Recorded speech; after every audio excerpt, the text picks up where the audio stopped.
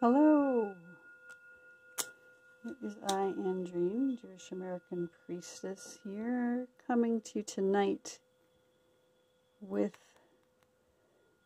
another Hebrew reading. I'm going to start out with an announcement, which is that I have finally put together a set of Hebrunes and a booklet about how to read them.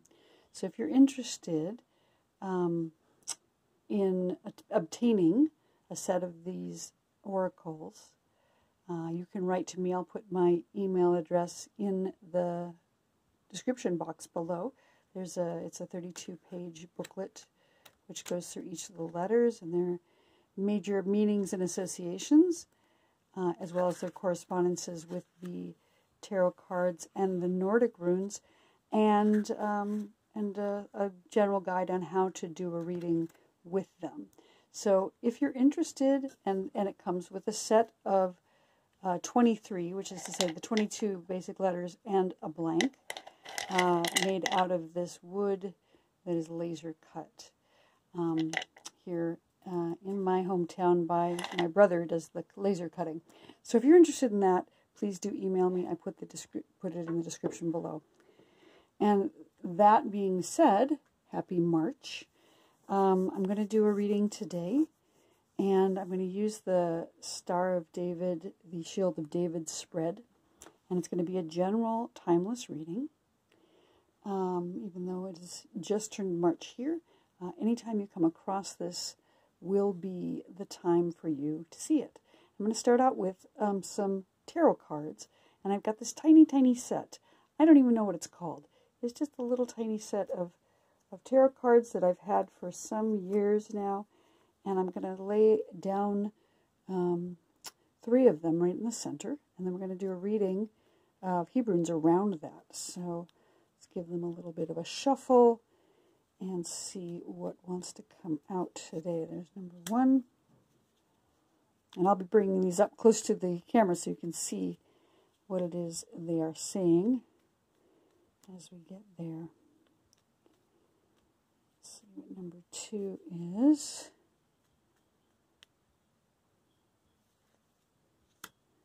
And card number 3.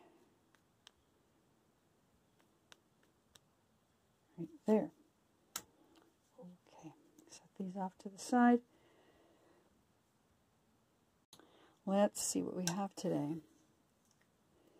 So our general energy is, interestingly, the Hermit, which is the same card that came up for general energy last reading.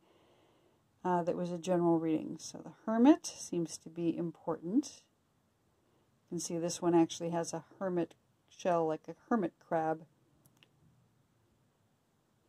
And we'll go into what that means as we go into the reading. Our central card is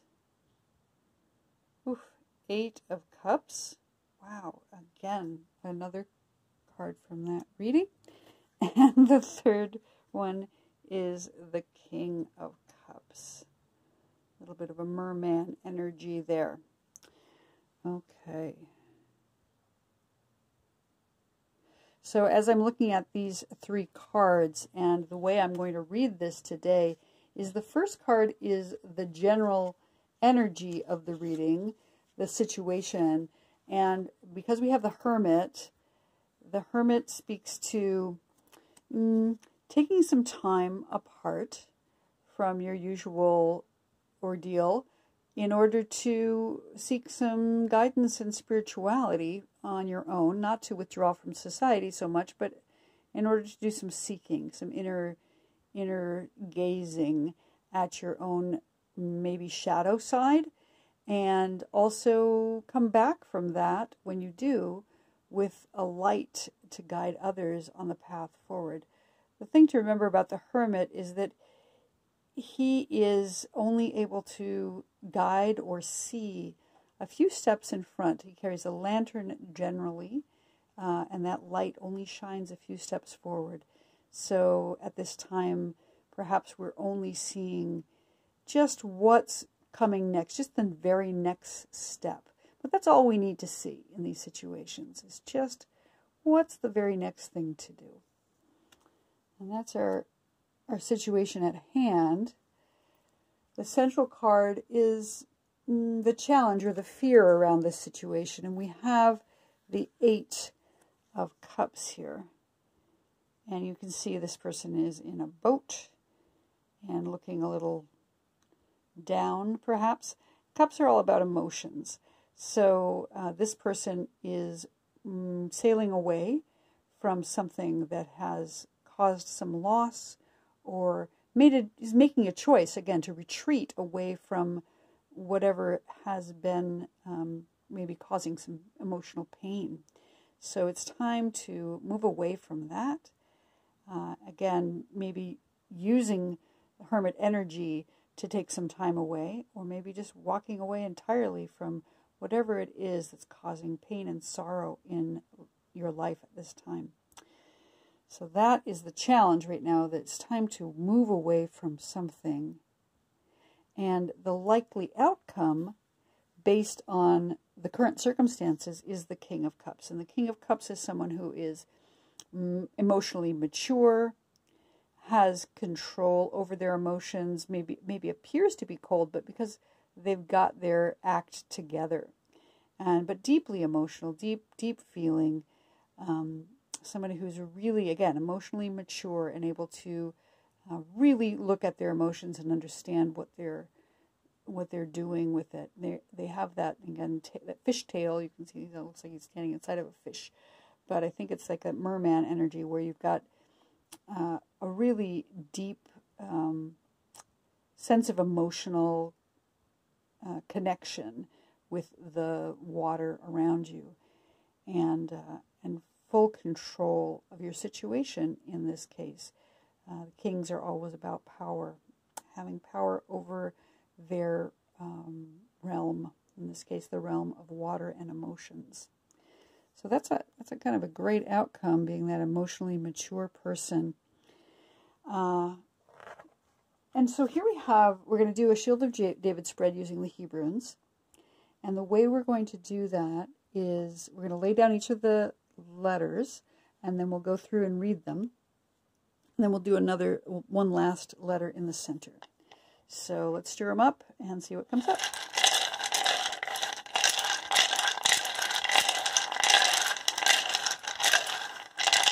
The top position is what's coming down from above from the divine. And we have the letter Het.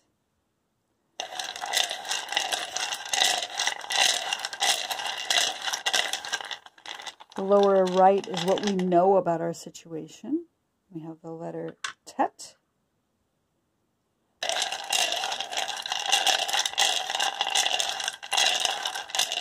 The lower left is what is unseen about our situation. We have the letter Aleph.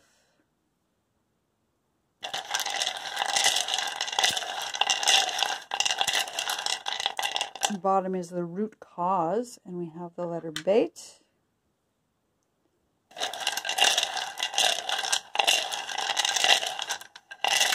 Woo! That one came right out. Upper left is our challenge in the situation. That surprised me. We have the letter Nun.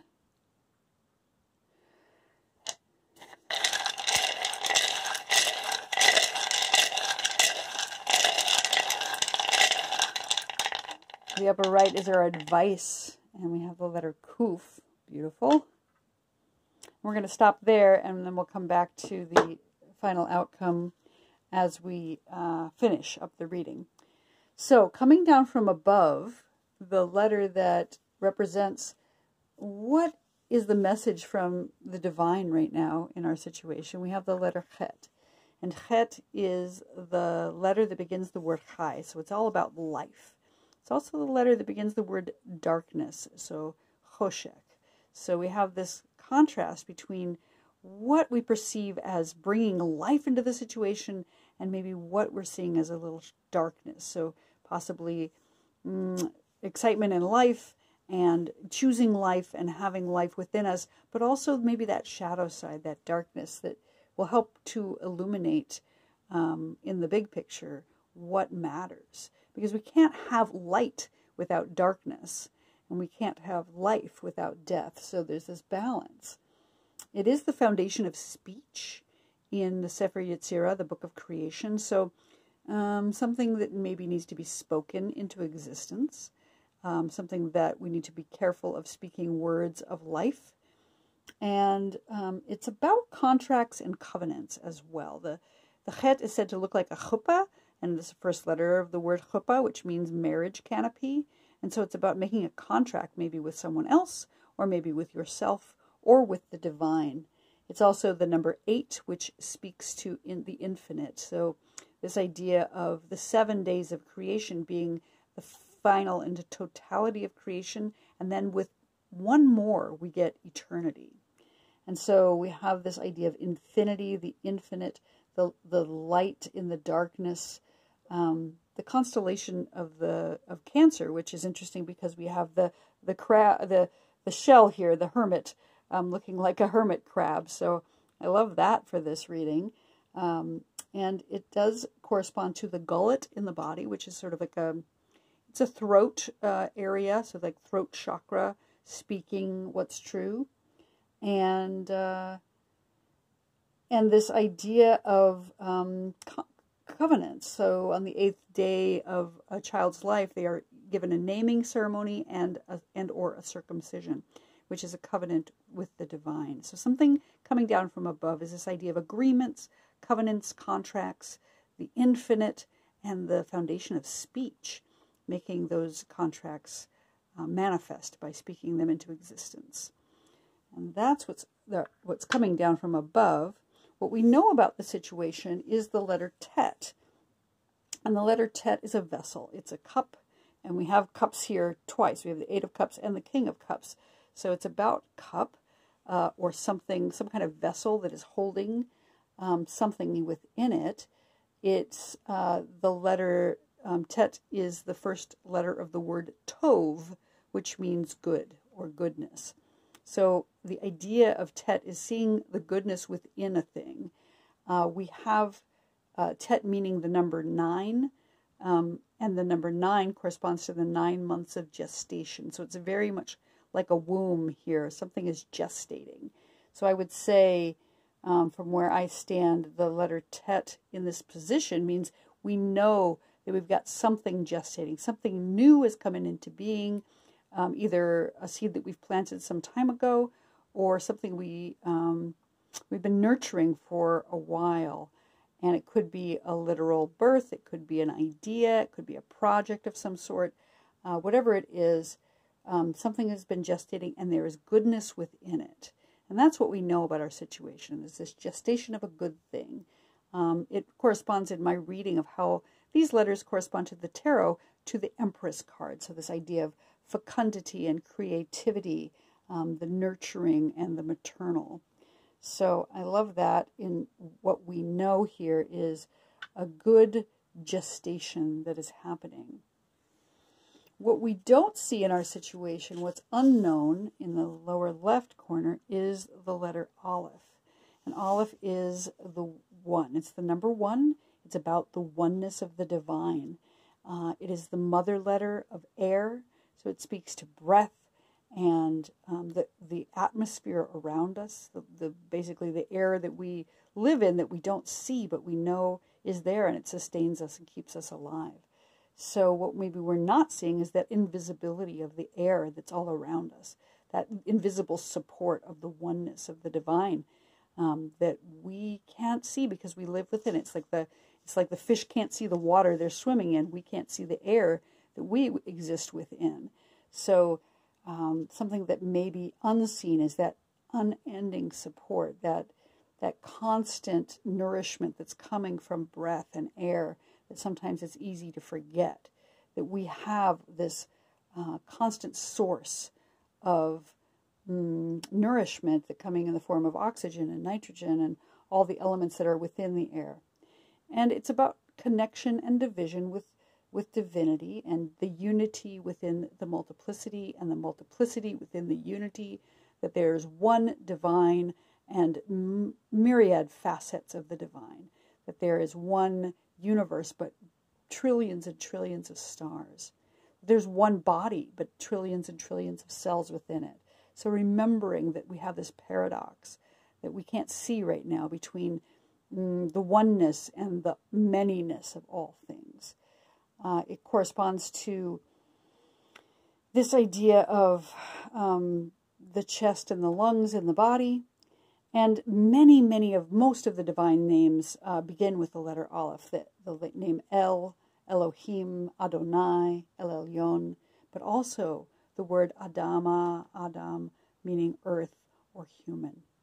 So we have this connection with the oneness, and we don't see that right now. Maybe that's something that was unseen, and it's something we need to remember as we move forward on our path, that oneness.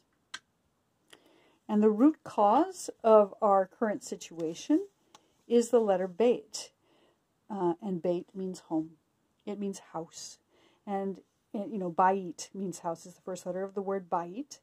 And it is any place where we dwell. So it could pertain to the earth itself. It could correspond to our body, in which our soul dwells right now. And it is the binary transformation of life and death. And so it reminds me of the Garden of Eden, where you have the tree of life, and our admonition to choose life every day. Every morning when we wake up, our breath is given back to us, and we get to choose whether we're going to live our lives or not live our lives. Well, ideally, we are admonished to choose life. So it is a early letter. It's the first letter of the Torah, the word Bereshit, which means in the beginning, but it is the number 2 in Gematria. So because the Aleph is 1, and we have Beit being number 2, so it's very early, but it is the first letter. So it's again that contradiction between being the first letter but being the number 2, which means that the divine dwells with the human or with the earth. There's this split that goes on when there's a beginning that it starts out as one thing and then it divides into 2 almost instantly. It corresponds to the mouth in the body also, which is interesting because we have the foundation of speech above with coming down from above with the het, and then we have the mouth down coming up as our root cause. So something maybe that we've spoken into existence is the root cause of our current situation here, that we've maybe been given speech from the divine, and now we are using that in our mouth. And where we're going to find our home. Again, our earth or our body.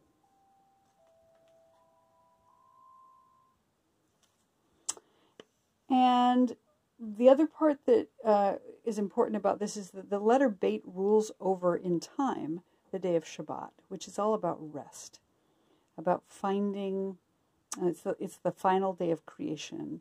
So where do we rest? How can we find a way to rest our body right now? How can we find a place of peace? Shabbat is about sitting in one's home, and here we have the house. So that is our root cause of our current situation, is this idea of home and place and rest within that home. The letter that jumped out at us earlier, which corresponds to the challenge of our situation, maybe a fear or a concern that we're dealing with, is the letter Nun. And our letter Nun means humble. It's the first letter of the word Ne'aman, which means humble or humility. But it's also the first letter of the word Nes, which means miracle. But it is corresponding to, first and foremost, humility. You can see that it looks like a little bit like a bent person kneeling down, being humble, faithful, loyal, and being of service. Not necessarily being a slave, but being of service to the divine, ideally. And in my reading of the Hebrunes, as they correspond to the tarot cards, it corresponds to the Hermit card. So here we have the Hermit card again with the Nun. And again, really interesting, again, we've got something that corresponds to the constellation Cancer, which is also a crab.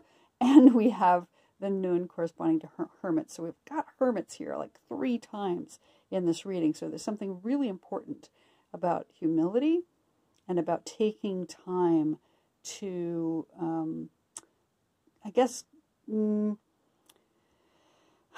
how can I put this? It's about taking time alone to examine your relationship with yourself and with divinity in order to be of service to the divine, but also to other humans in the world. It's like, again, the hermit is the one who examines themselves and then lights that lantern for others to follow.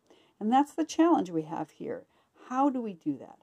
How do we learn to become humble when we're, working on our new project? We've got something good gestating. How do we learn to become humble around this when we're dealing with life and death, when we're dealing with high life above? How do we, how do we learn to struggle with that balance between humility and also moving forward with what we know is a good thing? And that's the struggle here, and maybe a little bit of fear around that, the fear of becoming a hermit and locking oneself away and never going out into the light, never shining one's light to others. And that's our struggle right now. And our advice in the situation is the letter Kuf. And I think this is wonderful because the letter Kuf corresponds to the month of Adar, which is where we are right now in the calendar, if you're watching this in early March. It is the letter that begins the word kadosh, which means holy or sacred. So our advice here is to become holy and sacred. And at the same time, it's the letter that begins the word kof, which means monkey. You can see it's got a little bit of a monkey tail there. And so we've got this idea of the playfulness and the animal nature of the monkey, as well as the holiness and the sacredness of kadosh. So there is this, I guess, kind of a transformation between the animal nature and the holiness, and maybe finding balance in becoming the holy animal, becoming the sacred fool. And since it does correspond to the constellation Pisces and the month of Adar, in which we have the holiday of Purim, where everyone turns things upside down, becomes, paupers become kings and kings become slaves, and people wear masks and they overindulge in intoxicants until they can't tell one name from the other. That is what is up for us right now in this time of year. So our advice here is to play a little bit. I think it's to let loose, but also find the sacredness in that letting loose. How do we become that sacred monkey? How do we become, how we need to sit with that. I guess with the hermit, we need to let loose a little bit, cut loose a little bit, but also maintain the integrity of what is sacred. It is the number 100 in Gematria, so it's 10 times 10. It talks about the 10 commandments and the 10 Sephirot equaling that which is sacred.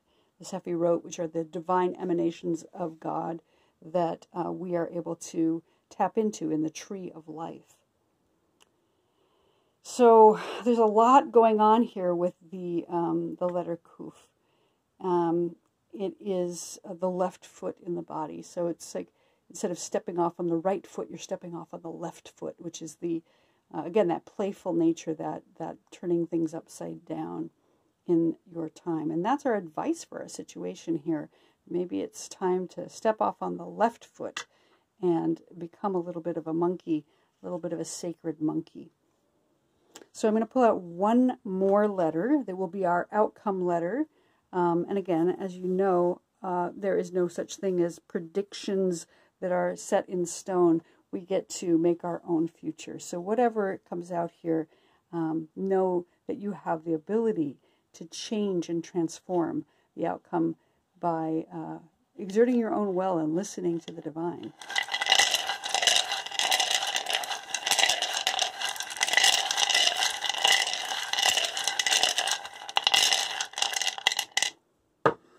And our outcome today is Gimel. Lovely. I'm going to set that right in the center. And that's great also in terms of the Eight of Cups, because our Eight of Cups is about walking away, right? It's about going away from whatever difficulty and pain we've been struggling with all this time. The letter Gimel is the letter that stands for camel or a foot. It's you can see it looks like a little bit of a boot, walking away. And so it's about forward movement. It's about traveling. It's about going forward, running toward justice. And it's about the three creation elements. It is the number 3. So it speaks to the 3 creation elements of air, water, and fire. And we have this unseen air here, but there's also water and fire involved in that harmony of those 3 elements. It does correspond or rule over the planet Jupiter in the sky, and Jupiter is the planet that is translated into Hebrew as tzedek, which means justice. So it's about running toward justice, finding that which we need to move toward, and again, what we need to move away from in this case, the sorrow. It corresponds in my understanding of the correspondences with the tarot cards to the Chariot.